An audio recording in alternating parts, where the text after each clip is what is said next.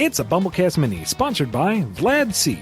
It seems that 5 issues is the new norm for IDW Sonic story arcs and volume releases, so my opening question is, who decides how many issues a story arc will have?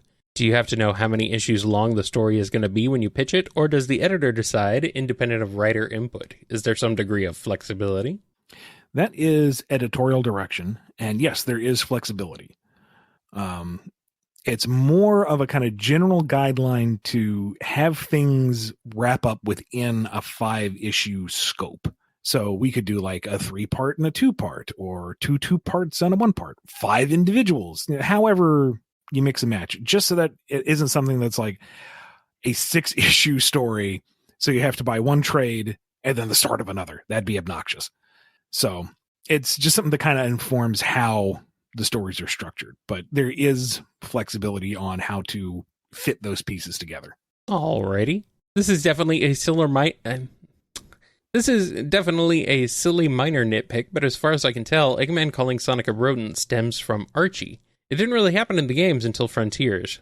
Others in the games have called Sonic a rat, which is one deliberate misnomer that gets him angry. While Sonic dislikes rodent as well, he doesn't call it out for being wrong, and it would be because hedgehogs aren't part of the rodentia class. Why transplant this over to IDW in the games? Is it primarily for fans of Archie to clap at the reference, or just to force a habit like the Super Badnik terminology? Eggman is petty, but I think it made a lot more sense for him to call Sonic stuff like nasty little pincushion than rodent. I thought it originated in Sat.am? Yes, I believe so. Like that's because I can hear it. Yes. But I didn't know if I was making up a memory. And Archie took its cue from Sat.am. So, but point is, it is an older Western interpretation reference. And I like it well enough because, nasty little pincushion is definitely fun, but it also is a bit wordy. That's a mouthful. Sometimes you just need a nice little punchy rodent. Mm-hmm. And other things. You can call him other stuff. The purpose of it is just, to make Eggman a jerk. It has the added bonus of being a little callback to us old fans that you can go, hey, he said the thing. But it's not like any deeper than that. It's Eggman being intentionally rude, and as that.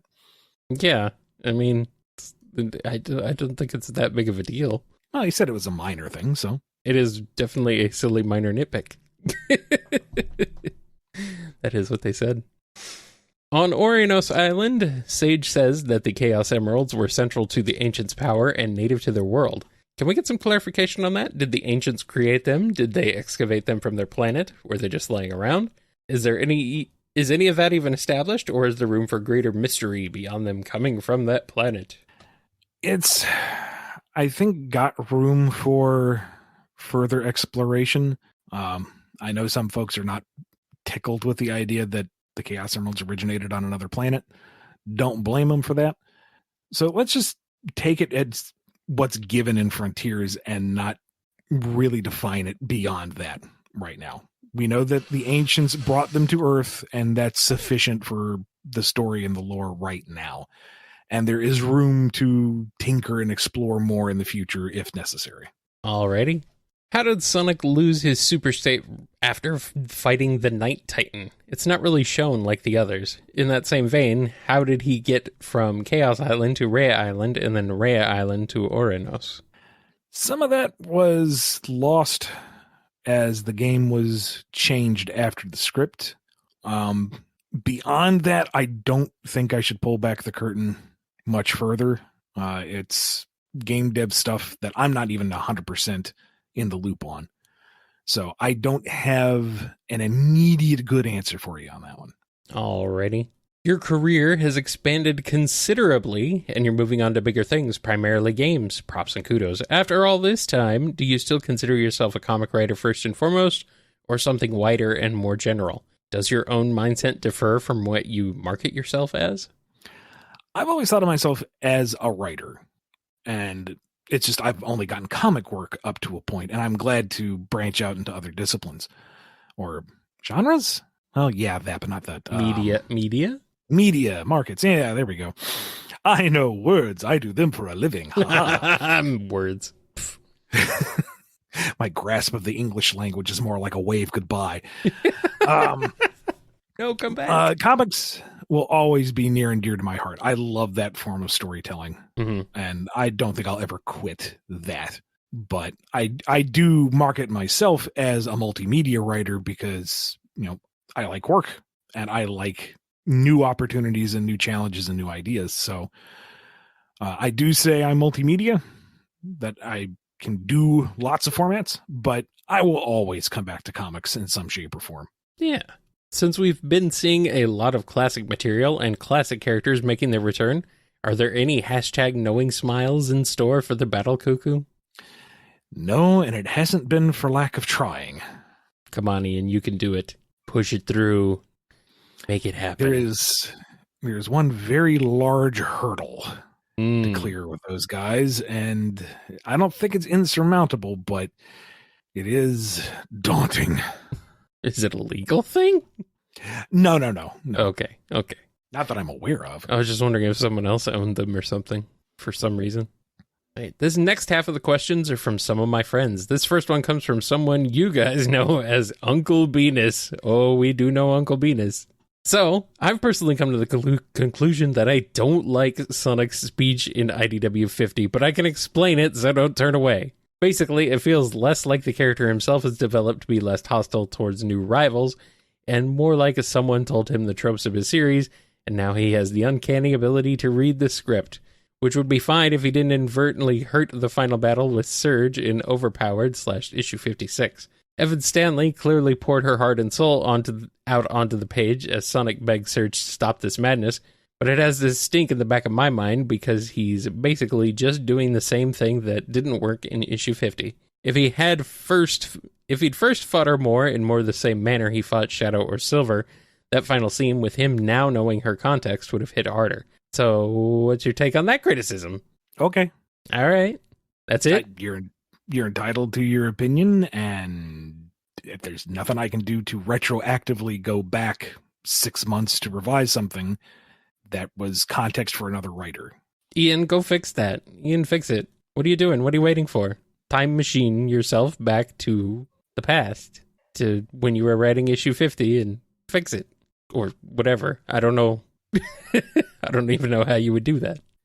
I mean, I'm not saying you're wrong or invalid. I'm just saying it's feedback. So, okay. All right. I don't even know what you'd go back and fix, but fix it now. This one is from my friend Tikos. How would you approach adapting Sage into Archie Sonic, specifically Preboot, given that Eggman already had a history of artificial quote-unquote children and was reluctant to make any more after Mecha and Adam? I'd wonder how you'd write around that. Kind of depends on when she would be introduced.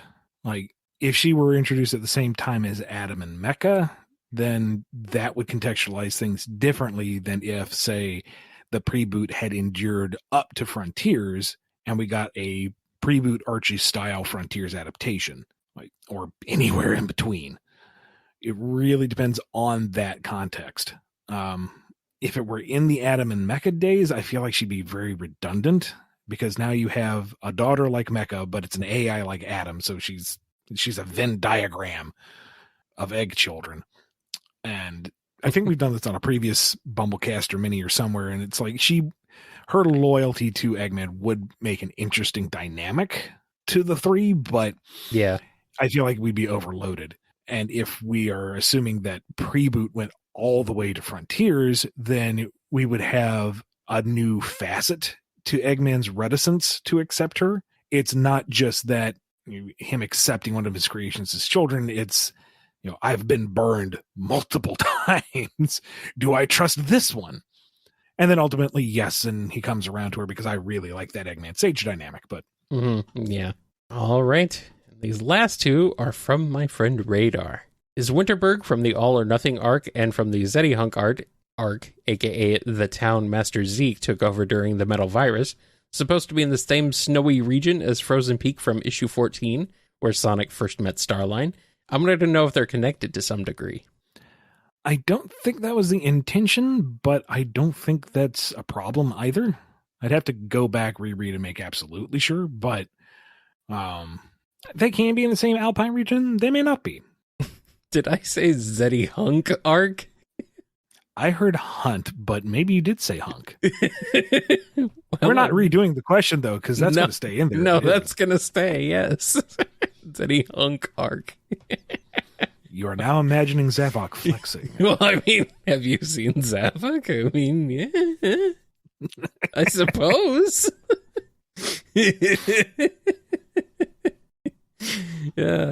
Ask Noni about that one. Stupid Zexy Zavok. And the last question. IDW Sonic Issue 16 reveals a new workshop building that Tails owned somewhere in Sonic's world.